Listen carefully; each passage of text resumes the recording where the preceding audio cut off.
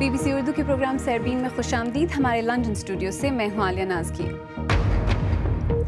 برطانیہ میں پناہ حاصل کرنے اور پلنے والے بچوں کا گھر کہاں ہے؟ برطانیہ یا افغانستان میں؟ 18 سال کی عمر کو پہنچنے والے ایسے افغان بچے کیا چاہتے ہیں؟ پشاور تورخم شاہراہ کی تعمیر سے پاکستان اور افغانستان کے درمیان معاشی سرگرمیوں میں اضافہ، مقامی لوگوں کی زندگی کیسے متاثر ہو رہی ہے؟ اور گزشتہ ہفتے ایک پاکستانی فلم بن روئے کا عالمی پریمیئر ہوا اور اس امید سے کہ یہ ملک کی فلمی صنعت کی بحالی کی طرف اہم قدم ہے.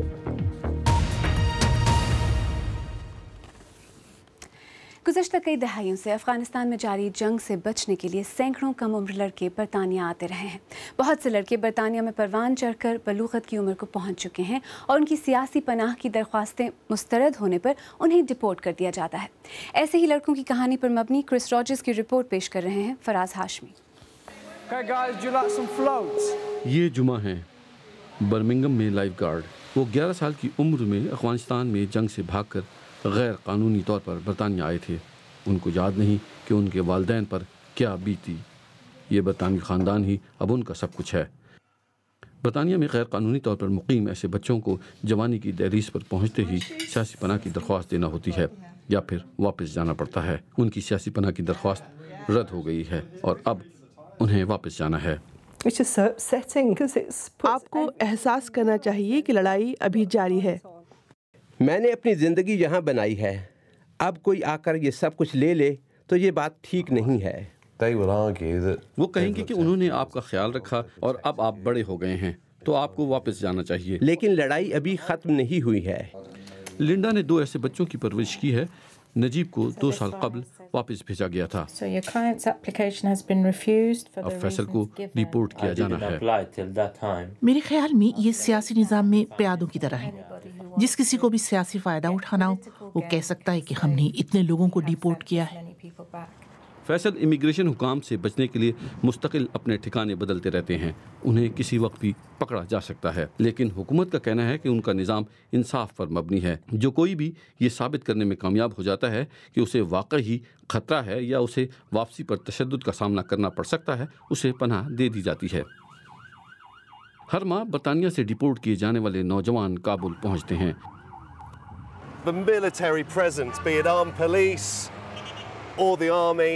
فوجی ہوں یا پولیس اہلکار، شہر کی سڑکوں پر ان کی موجودگی آپ کو مستقل شہر کی نازک صورتحال کی یاد دہانی کراتی رہتی ہے. اس سڑک کو ابھی بند کر دیا گیا ہے. ہم نے سنا ہے کہ پارلیمان کی عمارت پر حملہ ہوا ہے.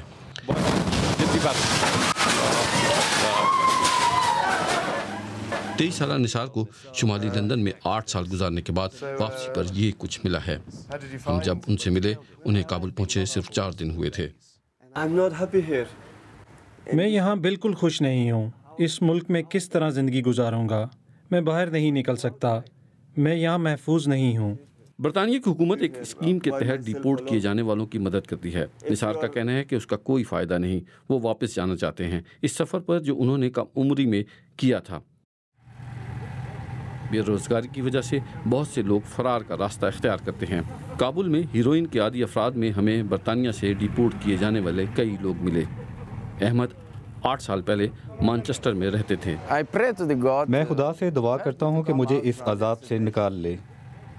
یورپ کی حکومتیں تارکین وطن کے مسئلے سے نمٹنے میں لگی ہوئی ہیں، لیکن جن وجوہات کی بنا پر انہوں نے اپنا وطن بچپن میں چھوڑا تھا انہی کی بنا پر یہ ایک مرتبہ پھر وطن سے بھاگنے پر مجبور ہیں. کرس راجرز کی رپورٹ. ان بچوں کا افغانستان میں مستقبل کیا ہوگا یہ تو وقت ہی بتائے گا. لیکن آئیے اب ذکر کرتے ہیں پاکستان اور افغانستان کے درمیان تجارت کا، جس میں گزشتہ چند سالوں کے دوران 50% تک کمی ریکارڈ کی گئی. تاہم پشاور تورخم شاہراہ کی تعمیر سے اب دونوں جانب معاشی سرگرمیوں میں اضافہ دیکھا جا رہا ہے. پاک افغان شاہراہ کے نام سے مشہور اس اہم سڑک کی تعمیر سے مقامی افراد بھی مستفید ہو رہے ہیں. تورخم سے ہمارے ساتھی رفعت اللہ اورکزئی کی رپورٹ. پشاور کے صنعت کار احمد مصطفیٰ پلاسٹک کے پائپ بناتے ہیں. ان کی فیکٹری کا زیادہ تر مال افغانستان برآمد ہوتا ہے.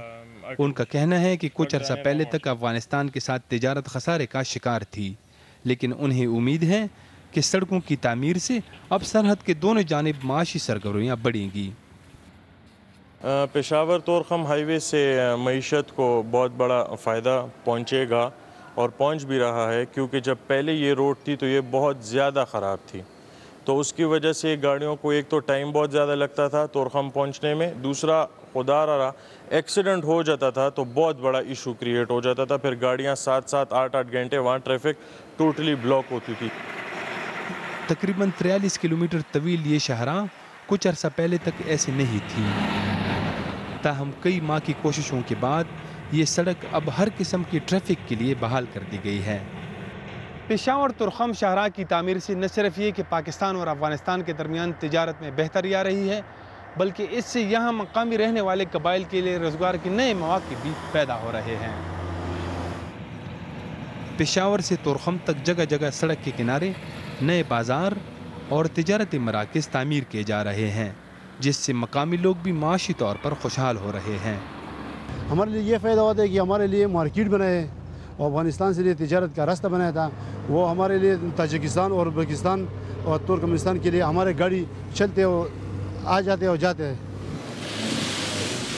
काबुल में डॉक्टर अशरफ गनी की हुकूमत कायम हो जाने के बाद से ये तवक्को की जा रही थी कि ताल्लुकात में बेहतरी आने की सूरत में तिजारत भी बढ़ेगी, लेकिन हालिया बयानात से एक मरतबा फिर तलखियाँ बढ़ रही हैं। दोनों का मफाद एक दूसरे के साथ इनका वाबस्ता है और दोनों के लिए ज़रूरी है कि एक दूसरे के साथ हम साए जैसा रहे। सब कुछ दुनिया में चेंज हो सकता है माँ सिवाय हम साए के। अफ़गानिस्तान के पड़ोसी ममालिक में पाकिस्तान वाहिद मुल्क है जो ज़मीनी रास्ते से उन्हें सबसे ज़्यादा करीब पड़ता है, ताहम महज सड़कें ही तिजारत बढ़ाने का सबब नहीं बन सकती, बल्कि रेलवे भी इसमें अहम किरदार अदा कर सकती है। रिफतुल्लाह उरगज़ई, BBC न्यूज़, खैबर एजेंसी। और अब दीगर अहम खबरों पर एक मुख्तसर नज़र। शाम की सरहद से मुत्तसिल तुर्की के शहर सुरूज में वाक़ एक सकाफ़ती सेंटर में धमाका हुआ है, जिसमें कम अज़ कम 27 अफराद हलाक और मुतअद्दिद ज़ख्मी हो गए हैं। इत्तलात के मुताबिक जिस वक्त ये धमाका हुआ उस वक्त सेंटर में नौजवानों की एसोसिएशन के 300 अरकान का वफ्द मौजूद था। अभी तक किसी भी ग्रुप ने धमाके की जिम्मेदारी कबूल नहीं की है। बरतानिया के वज़ीर आज़म डेविड कैमरन ने कहा है कि शिद्दत पसंदी के खिलाफ लड़ाई उस सोच को शिकस्त देने से शुरू होती है जो शिद्दत पसंदी की हिमायत करती है। उनका कहना था कि ऐसी पॉलिसी बनाई जाएगी जिसके तहत जिन वालिदैन को शक है कि उनके बच्चे शिद्दत पसंदी की जानिब माइल हो रहे हैं, वो उनके पासपोर्ट मनसूख करा सकें। कार बनाने वाली जापान की मशहूर कंपनी मित्सुबिशी ने मुआफ़ी मांगी है कि उसने दूसरी जंग अज़ीम के दौरान अमेरिका के जंगी कैदियों से अपनी कानों में जबरन मजदूरी कराई थी। ये पहली बार है कि मित्सुबिशी ने इस तरह बाकायदा मुआफ़ी मांगी है। ईरान और 6 आलमी ताकतों के दरमियान होने वाले मुआहदे से जो ममालिक नाराज़ हैं या जिनको तहफ़्फ़ुज़ात हैं, उनको एतमाद में लेने के लिए अमरीका ने अपनी कोशिशें शुरू कर दी हैं और इसी मकसद से अमरीकी वज़ीर दिफ़ा एश्टन कार्टर इसराइल, सऊदी अरब और उर्दन का दौरा कर रहे हैं। एश्टन कार्टर ने कहा है कि जौहरी मुआहदे के बावजूद ईरान को जौहरी बम बनाने से रोकने के लिए ताकत का इस्तेमाल किया जा सकता है। तफसील के साथ खदीजा आरिफ। इसराइली वज़ीर आज़म काबीना के इजलास से खिताब करने जा रहे हैं और इस इजलास में उनकी अवलीन तरजीह ईरान के जौहरी मुआहदे से मुताल्लिक़ तहफ़्फ़ुज़ात से आगाह कराना है। इसराइल ईरान के जौहरी मुआहदे का सबसे बड़ा नाक़िद है। ईरानी तो ये बात छुपाने की भी कोशिश नहीं करते कि इस मुआहदे के नतीजे में उन्हें जो अरबों डॉलर मिलेंगे उसका इस्तेमाल शिद्दत पसंद तंजीमों को मुसल्लह करने के लिए किया जाएगा। और वो ये भी कहते हैं कि अमेरिका, उसके इत्तहादी और इसराइल के साथ वो अपनी जद्दोजहद जारी रखेंगे। आज ईरान शिद्दत पसंद तंजीमों को मिसाइल दे रहा है और कल उनके पास इससे भी ख़तरनाक असलहा होगा। लेकिन गुज़िश्ता हफ्ते वियना में होने वाले जौहरी मुआहदे को अमरीका मुख्तलिफ नज़र से देखता है। सदर बराक ओबामा ने इसे एक तारीख़ी मुआहदा करार दिया है।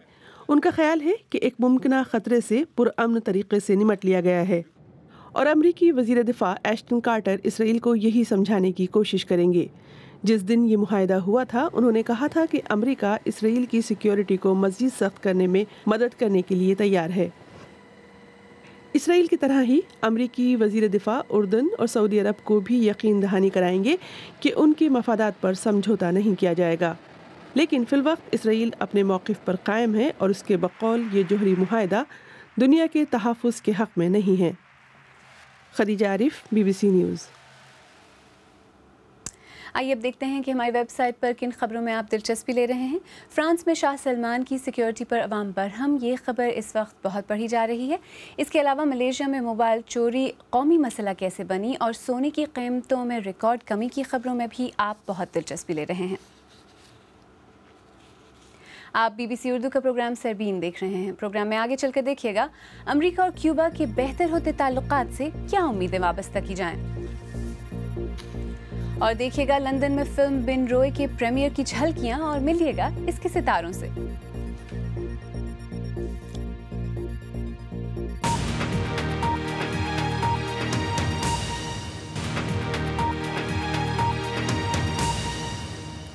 BBC उर्दू के प्रोग्राम सरबीन में एक बार फिर खुशामदीद। मैं हूं आलिया नाज़की। अमेरिका और क्यूबा ने आज एक तारीखी कदम उठाया है। 50 साल बाद दोनों ने एक दूसरे के ममालिक में सफारत खाने खोले हैं। अमेरिका जैसे सुपर पावर के साथ ताल्लुकात में नॉर्मलाइजेशन क्यूबा के लिए फ़ायदेमंद साबित हो सकती है। ताहम अमेरिका की जानिब से तिजारती पाबंदियां जारी हैं और क्यूबा जाने के ख्वाहिशमंद अमरीकियों के लिए हालात अब भी मुश्किल हैं। क्यूबन सदर राउल कैस्ट्रो ने एम्बार्गो को ताल्लुकात की बेहतरी में रुकावट करार दिया है और इसे उठाने पर जोर दिया है। ताहम अमरीकी कांग्रेस को इस मामले पर वोट देना होगा। तफसील के साथ कंदील शाम।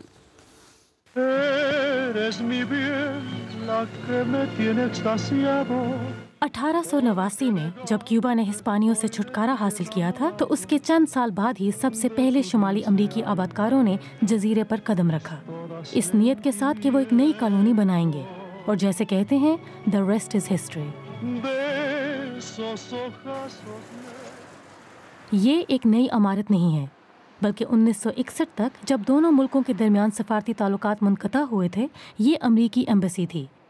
फिर 1970 की दहाई में ये स्विट्ज़रलैंड के कानूनी तहफ़्फ़ुज़ के तहत अमरीकी इंटरेस्ट सेक्शन बनी और अब ये एक बार फिर अमरीकी सफारत खाना बनने को है। तो फिर आज से क्या तब्दीलियाँ सामने आएंगी? फौरी तौर पर तो कम ही। जो अमरीकी यहाँ आना चाहते हैं उन पर अब भी सफरी पाबंदियाँ हैं और अमरीकी एम्बार्गो की वजह से, जो कि अमरीकी कंपनियों को क्यूबा में कारोबार करने से बैन करता है। लेकिन यकीनन यहाँ लोग काफ़ी खुश हो रहे हैं। इन्वेस्टर्स को हौसला अफजाई मिल रही है कि मुस्तकबिल में बड़े मौके मिलेंगे और यहाँ लोग इस उम्मीद से हैं कि करीबी सफारती ताल्लुकात सियाहत की सनत के लिए एक गेम चेंजर होंगे। सदर ओबामा ने पाबंदियों में कमी लाने की कोशिश की है, ताहम एम्बार्गो तब तक ख़त्म नहीं हो सकता जब तक अमरीकी कांग्रेस इसके हक में वोट नहीं डालती। इसलिए ज़्यादा पुरजोश होना कबल अज़ वक्त होगा।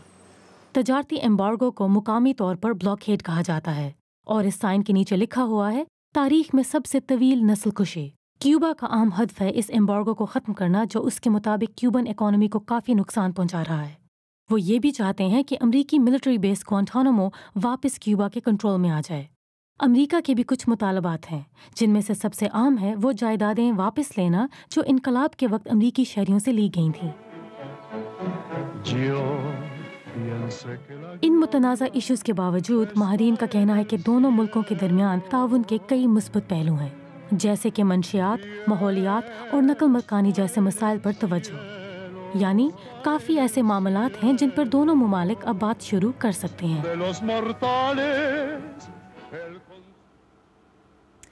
अगर आप ये रिपोर्ट या आज का प्रोग्राम दोबारा देखना चाहें तो हमारे YouTube चैनल पर आइए। पता है youtube.com/BBC उर्दू। जो नाजरीन हमारा प्रोग्राम मोबाइल पर देखते हैं उनके लिए हमने एक मोबाइल प्लेलिस्ट भी तैयार की है जो हमारे YouTube पेज पर मौजूद है। हमारे YouTube चैनल को सब्सक्राइब करना न भूलें।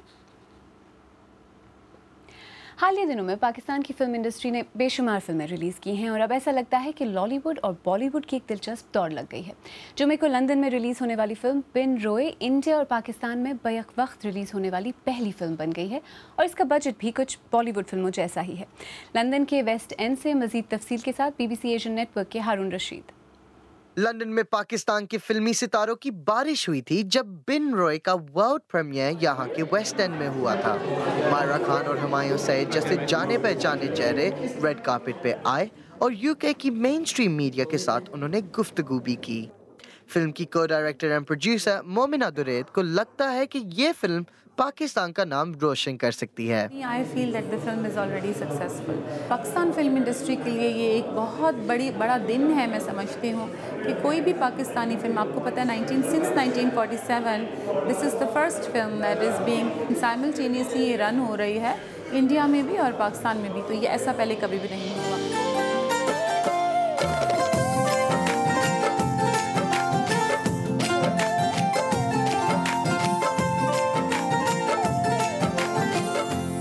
इरादा ये था कि इन ड्रामों की जो एक स्पेशलिटी है जिसमें रोमांस भी है, इंटेंसिटी है और रियलिज्म भी बहुत ज़्यादा है, तो वही चीज़ हम फिल्म में ट्रांसलेट कर सकें।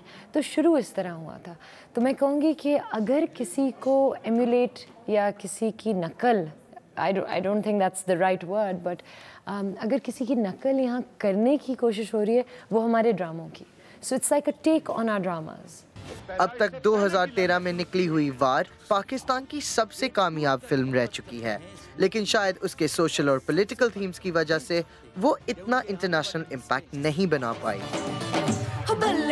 बिन रॉय उस फॉर्मूला को तोड़ के बॉलीवुड की तरह रोमांस, गाने और डांस के साथ भरी हुई है। मैंने भी जब आफरीदी बनाई थी 3 साल पहले, तो उस वक्त अभी नई फिल्में बनना शुरू नहीं हुई थी, और मैं पिछले 6 साल से ये कोशिश कर रहा था कि मैं फ़िल्म बनाऊं, और जब मैं बनाऊंगा, क्योंकि मैं ऐसा प्रोड्यूसर हूं जो टेलीविज़न पे बहुत काम करता हूं, टेलीविज़न प्रोडक्शंस भी करता हूं, तो अक्सर कंपटीशन में रहता हूं दूसरे प्रोड्यूसर्स के। तो जब मैं फ़िल्म बनाऊंगा तो बहुत से लोग और भी फिल्म बनाएंगे। अम्मा, मैं आपको एक बात बता, अगर ये नया अंदाज लोगों को पसंद आया तो उम्मीद है कि पाकिस्तान की फिल्म इंडस्ट्री और भी तरक्की दिखाएगी।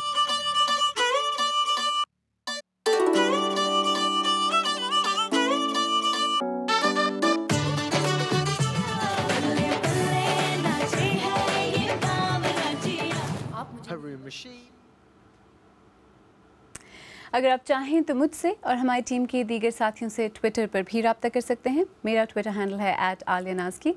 इसके साथ ही सरबीन इख्तिताम को पहुंचा। प्रोग्राम में पेश होने वाले मौज़ूआत पर अगर आप अपने ख़यालात का इजहार करना चाहें तो फ़ेसबुक पर हमारा सफ़ा हाज़िर है।